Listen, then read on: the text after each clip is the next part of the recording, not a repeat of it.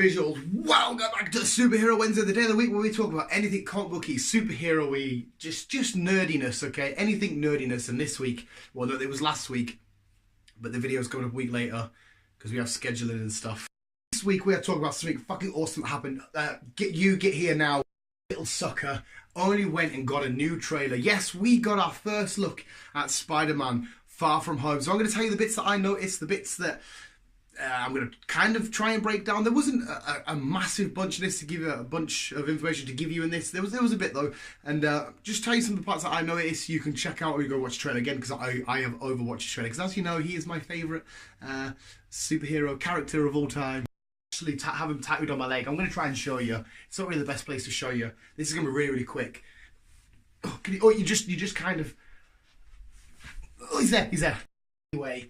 This bloke only went and got a trailer, so we're going to decipher it, break it down, tell you what I noticed, any links and theorising a little bit. Oh, I did it again. I'm from down south, I said, if there's anything I missed off and you've noticed in the trailer, please definitely let me know in the comments below, because I want to talk about this film. This film is going to be insane. This is going to be one hell of an amazing film. Don't think it'll be my favourite film of all time. That was Spider-Man Into the Spider-Verse, but it's going to be one of, because Spider-Man Homecoming was my favourite film. I'm very biased towards Spider-Man. If you haven't noticed already, visuals, I am a giant weird nerd. And I love it, because comic books are the fucking best. It's one of Pokemon cards and anime. And I really like Beyblade as well. Beyblade's cool. That's Beyblade. Fuck up. And let's break down and take a look at some of the points and things that I noticed. I did it again. Noticed into the Spider-Man Far From Home trailer. First thing is first. August 10th on Peter Parker's passport for his birthday, and August 10th was, of course, the day, or the month, and the day that Spider-Man first appeared in Amazing Fantasy. So they've got a nice little nod that Peter Parker's birthday is August 10th. That's also when we got our first look at Spider-Man in the comics. With his costume on that cover of Amazing Fantasy, there should be a picture of. There is blue in there. But it's like there's a lot of black going on. It's a hell of a lot darker. And this costume is more red and black. I think it's black. When we see it's kind of darker moments, but I'm pretty sure it's black. So it could be a slight nod to what the Amazing Fantasy cover had. You get the stealth suit. Well, I think it's the stealth suit. I think it's their version of the stealth suit. I can't imagine what else it may be. It's got some sort of look and like nod to Spider-Man Noir. I assume it's a costume Nick Fury's bought for Peter Parker. We'll get more on Nick Fury in a sec. But yeah, the stealth blending in type costume is here. It's a nod to Noir, I think. But it looks pretty cool. I can't see why Peter has it, what it's going to be used for. It's an awesome costume. Fury, why is Nick Fury here? What does he want? He appears just in Peter Parker's room. He's already in Europe. Well, I assume they're already in Europe. And he takes Parker on a little mission. You know, I've heard about you're the Spider. You know, you're pretty good.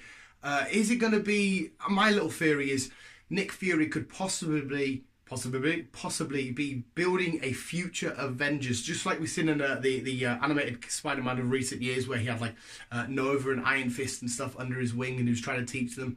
Maybe the same sort of dynamic is coming to play here, because after we've gone from Endgame into our next phase of Avengers, if the contract of people like Chris Evans and Hemsworth are up, who was going to be our main core Avengers? So I think this could be Nick Fury trying to make him the main fold of the new Avengers. And of course, Iron Man, Tony Stark, would have given his blessing because he's took him under his wing, taught him, he's been like a father figure. I think they could be building on that. That's what I'm going for anyway. May, of course, this is not like an Easter eggy type thing. Aunt May knows. We know from the end of Homecoming, she knows that Peter Parker, her nephew, is Spider-Man. They have a hug. She's cool and really hot. Logan is still in this one, which is really, really fucking awesome. But he's got a massive check, and of course, if you look carefully on that check, in the bottom right-hand corner, it is signed by none other than Pepper Potts. So she is maybe not in this film, but she's, you know, she's there, she's around, she's about. She has signed this check for Peter Parker. Speaking of Pepper Potts, the lack of Tony Stark. They could be doing this really, really smart, just for marketing reasons or promotional reasons, to not spoil too much of Endgame, because the lack of Tony Stark, we've seen how much he was in Homecoming, how much he influenced the overall tone of the film, and how Peter Parker's character arc got bigger and developed more. But because we don't know what's going to happen to him in Endgame, there's possibility that he's going to die, he's not going to return, it's going to be the end of him. Maybe he is in this world, in this this timeline or this continuation of the MCU, he's not around anymore, or maybe they're just not trying to spoil too much, or maybe he doesn't feel like he needs to be there. Again, they're in Europe, they're in a different country, that's fine, but there are parts where they're still in New York. Are we going to get a glimpse of him? We don't know yet. Is he around? Is he not around? We'll have to wait till Endgame, and then obviously this. Right, do we get new villains in the form, well not new, but villains into the MCU, new villains to the MCU in the form of Hydra Man, Molten Man, and Sandman? This is annoying because at first I thought, oh my god, Hydra Man's in this is awesome. But I won't speculate too much on this just yet because I want to get to the Mysterio part soon, towards the end of the video. I don't think we do. At first I thought, yes we do, then I thought, no, we don't, and I'll explain why in a sec. Some cool villains we could possibly see, and as well, I thought it's something we should maybe note out. We get Tower Bridge, we see some Thunderbolts. Is that more of Mysterio's illusions, or is Electro going to somehow sneak into this film? Again, highly doubt it. I mean, it's possible if we're building some kind of Sinister Six film, or Sinister Six involvement. It's just some Electric, and I've just thought, oh, Electro. Realistically, I don't think we will, but I thought it was fun to add in there. Now, this is right, we're in Venice, a lot of water. If we look at one of the shots in the back, there is a boat that says ASM. Now, to people that have read the comic books or just the comic book knowledge is awesome, they'll know that ASM, Amazing Spider-Man, but more importantly, the numbers next to it, 212, is the issue that Hydra Man did actually make his debut in the comics. So we're in this, like, Venice, well, it looks like Venice, there's loads of water and stuff. We're in Venice, loads of water, Hydra Man, they've got that. Is that just reference? Is that a nod to future films? Is that a nod to, there is actually Hydra Man in this film and Mysterio is fighting Hydra Man? Again, we're going to get to Mysterio and these other possible new villains in a sec. But it was a cool little nod. Maybe it's just a nod they wanted to do, but it's a weird character debut just to acknowledge for the sheer crack. Now, just a heart little warm moment. The briefcase says BFP. Ben F. Parker. Awesome. Mysterio, when Jake Gyllenhaal, you don't want any of this. He got sick. It's fucking awesome. I love Jake Gyllenhaal. Mysterio's really, really cool. I've got an FFF that's either gone up before this or just after this on the channel all about Mysterio. So go check that out if you can, or wait for it if you, yeah. But Mysterio gets introduced and he looks like he's helping out. He's being a good guy. He's not the villain. And you're like, okay, so Hydra Man is the villain, Molten Man, possible Sandman. But I think a lot of people may have noticed and guessed themselves and theorised that these aren't real villains. These are the work of the Master of Illusion himself, Jake Gyllenhaal's Mysterio. I think he's manifested these to be an illusion to make himself look like a hero. As to why he's done that, I couldn't tell you. I haven't got a plan yet. Maybe he's trying to look himself to be the good guy so he can get away with crimes behind the scene because everyone thinks he's a good guy.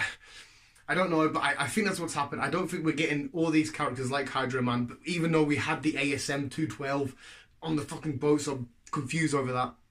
I don't think we've had that yet. It's weird. Is Jake Gyllenhaal, Mysterio, pulling the wool over our eyes, pretending to be a hero, pretending to help out Spider-Man for whatever story development or whatever he's got plotted in the story? But yeah, I personally think they're illusions. I just don't know why. Man himself, Jake Gyllenhaal as Mysterio is going to be awesome. He looks fucking phenomenal. Even with the, I thought maybe the fishbowl look could have been a bit crap, but when we see the camera pan out and he's battling fake or real Hydra Man, I don't know why I'm doing air quotes, it looks really, really dope. It doesn't look silly, it doesn't look stupid. You get away with it in comic books and in comic books and the animated shows and stuff like that, but it looks really, really cool. That leaves us with the little thing. A lot of people were coming to ask me, and something I even thought about myself and other people I think have asked online is, why after like people like Nick Fury and Peter Parker himself and possibly Happy and Aunt May, we don't know who got snapped in the snapping in, why is everyone alright with it now? Everyone's absolutely fine, because obviously people over Europe would have been affected by it as well. Just the same, everyone's going out by the daily business like this never happened. Of course you would get over it, you'd carry on, you have to, it's the way of life and stuff. But this where it ties in Endgame, because this film technically I'm going with, this is again just, I could be completely wrong here, going on the line that it doesn't tie in Endgame at all, but at the same time it does. Because Endgame, I believe in the time travel stuff that's going to happen and change everything. In this version of the Spider-Man that we've got, it's in the same MCU world, but because of the time shenanigans, the snapping in never happened. So as far as they're aware, they never got snapped out. They're absolutely fine. So that's why they can carry on as everything's normal, fine, happy, because they never got snapped out. Peter Parker never faded away, Nick Fury never faded away, can carry on as per usual. That's what I'm going with. That's why I think everyone's just back to their normal business, or their web slinging business. I could be completely wrong on that. Let us know your opinions in the comments below if what you think, if you think that's a dumb reason or you think that's right. There's a lot of hand stuff going on today. That's what I noticed. It was a mint trailer. It was an awesome trailer. We got some really cool stuff. A couple of new suits. Well, yeah, a couple of new suits. Nick Fury. Potential whole lineup of villains, or potentially just the one villain causing so much shenanigans. Either way, this film's going to be amazing. Potentially my second favourite film in the MCU. Potentially my third favourite film of all time. I'm so biased against Spider-Man. I don't care. Fight me because he's amazing. He's the best thing ever. Apart from that, visuals, please, Swadooski, let me know if you're excited for the film, if you love this trailer, if you're skeptical, if you think it's a bit meh, if you think, Chris thought he had a couple of opinions. He thought after Endgame, it seems to be a bit too quick to just be carrying on. But I think it's fine to be carrying on normal, because if Endgame does change the whole timeline thing of stuff not happening, they're getting very complicated. They could shoot themselves in the foot here. But I think it's done right, and it will be done right. It's going to be fucking dope. So yeah, let us know your thoughts in the comments below, visuals. Thank you so much for watching. Remember, more importantly, it fits more than ever today, visuals. Keep being you and keep on web slinging out.